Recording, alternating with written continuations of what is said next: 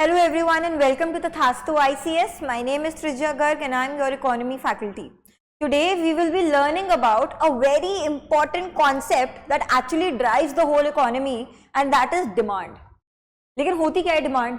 कैसे बनती है demand? What is demand? आप कोई चीज चाहते हो क्या? That is the demand of the economy. मुझे आज एक let's say I want a Lamborghini. मुझे बहुत ही luxurious कार चाहिए. I want to buy it. Does that become a demand for the economy? No. Why? Because when we say demand, actually it depends upon three things. The first is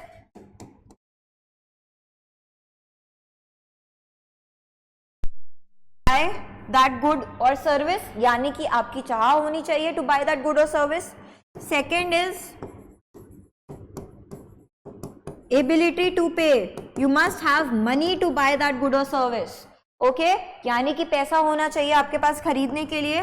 And the third one is willingness to buy, ability to pay. Ability to pay. This is not of pay. This is ability to pay. Okay? And willingness to spend.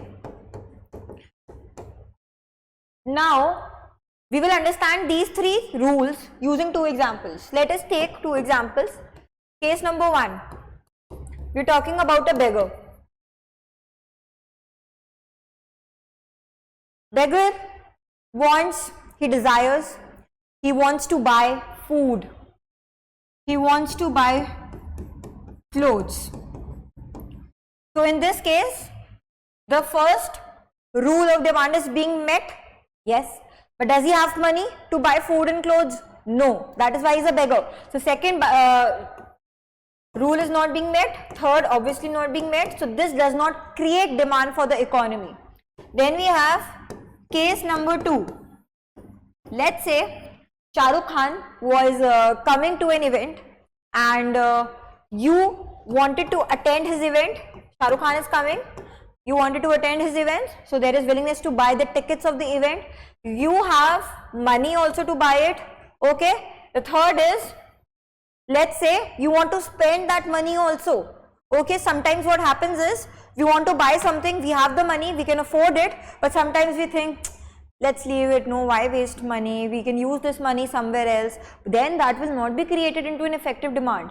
But if all the three rules are met, this actually creates effective demand in the economy, which is then basically this demand is then met through the supply, and the supply is provided by the firms, the production companies, etc. Okay. So this is what we are talking about. This is what is demand. So today first thing that we have learned is willingness to buy, ability to pay, willingness to spend. All of this creates an effective demand for the economy. Only if all three are met, only then the demand will be added to the market demand. Okay, this is the first thing. Now let us understand law of demand. Law of demand states that other things being constant,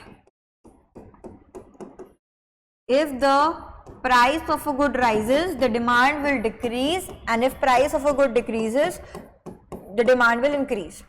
Now आपको पता होगा, you must know that the demand of a good actually depends not just on the price. It depends upon the quality of the good, it depends upon your taste and preferences, it depends upon your income, it depends upon a lot of things, right? Now your expectations as well. So when we talk about demand, it states that other things being equal, that is constant, but nothing is changing, okay, except for the price in the economy. So when the price rises, demand drops. Obvious है, when the चीज आपका महंगा हो गया तो आप उसको कम खरीदोगे, कम डिमांड करोगे उसके लिए. So when price rises demand falls, when price decreases demand increases. So there is an inverse relationship between the two. Okay, so this is what the law of demand says and the graph of the demand is actually like this. Okay, so we have quantity demanded. It is always the quantity demanded. Okay, and we have the price here. So let's say this was the price point, and at this point let's say 5, at 5 price you were demanding 5 quantity of the good, then suddenly the price rose to 10, so your quantity demanded decreased to 2 because you will now spend less money on this, it has become expensive for you. Now let's say the price decreased to 2 rupees, then you will demand more, so let's say now you're demanding 8 goods. Okay, so this is what the relationship is, and that is why our demand curve is actually downward sloping. Okay, why downward sloping? First of all, it is decreasing. We are trading off to, basically there's an inverse relationship because of which this is downward sloping. You are substituting price and demand here. Basically the price rises, demand decreases. So that is why your demand curve is downward sloping. Okay, so it states that other things being constant, if price increases, demand decreases. So is law of demand equal or the same for all types of goods? No. There are different types of goods in the economy. Number one is normal good, or you can say necessity good.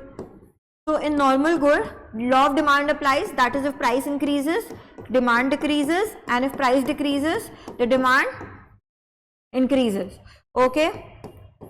Then we have the second thing, that is inferior good. Inferior goods are type of goods which are of low quality, यानी कि थोड़े कम quality वाले हैं. जब पैसा कम होता है, we use थोड़े कम क्वालिटी वाले goods, so that is inferior good. In this case also, if price rises, demand decreases. If price decreases, demand increases. Okay. Then let us talk about Giffen goods. Giffen goods are also inferior goods. अब ये staple food होते हैं. For example, let's say there is a family in Africa and there are 6 members in the family. ठीक है, और वो bread लेते हैं और meat लेते हैं. Suddenly the price of the bread start to rise. अब bread बढ़ जाएगा तो वो और bread खरीदना start कर देंगे. They will start to buy more of bread instead of meat because they know that bread is more fulfilling for all the members of the family and meat is not. ठीक है, meat सबका पेट नहीं भर पाएगा लेकिन bread भर देगा. तो वो bread को और खरीदना start कर देते हैं because that is the staple food for them. Okay, so that is why this defies the law of demand, that is if price increases, demand for it increases to fill the stomach of all the family members. Examples are potatoes, rice. Okay, this is staple food. So you actually compromise on the luxurious goods and you start buying more and more of staple food because you think that अभी price बढ़ रहा है, आगे जाके और बढ़ जाएगा, we will not be able to buy, so अभी खरीद लेते हैं. ठीक है. Another thing is, another type of goods are Veblen goods. These are luxurious goods. Okay, they actually show status of a person. For example, designer jewelry. अब ऐसा होता है ना, more expensive the jewelry gets, more and more you will try to buy it because it will show you, it will make a certain prestige in the society. It will be a status symbol, etc. So this again defies the law of demand. That is, if price increases, demand also increases with this. Okay, examples are yacht, jewelry, luxurious cars, etc. Okay, then we have substitute goods. What are substitute goods? Which are alternatives, okay, which can be replaced. For example, Pepsi and Coke. Okay, so what happens in this case is, if let's say price of Pepsi rises, obviously the demand will decrease of Pepsi. So demand for Coke will rise with this. Okay, so there is a positive relationship between substitute goods. So if price of Pepsi rises, demand for Coke rises. Why? Because now you will buy less of Pepsi and you will buy more of Coke. Will make no difference to your preferences.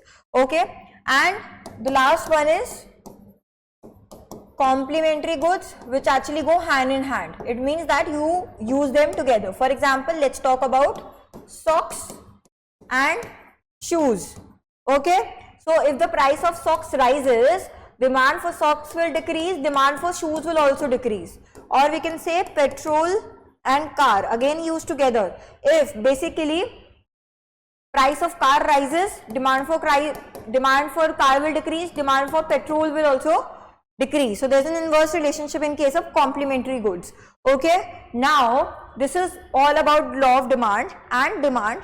In the next class, we will understand the shifts in demand curve, what causes shifts in demand curve, and how does the price affect the demand curve. Okay, we will understand demand curve more, and your homework is that you have to comment different 5 types of substitute goods and 5 types of complementary goods. Okay, so this is your homework.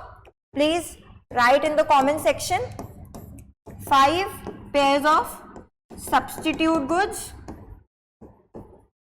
and 5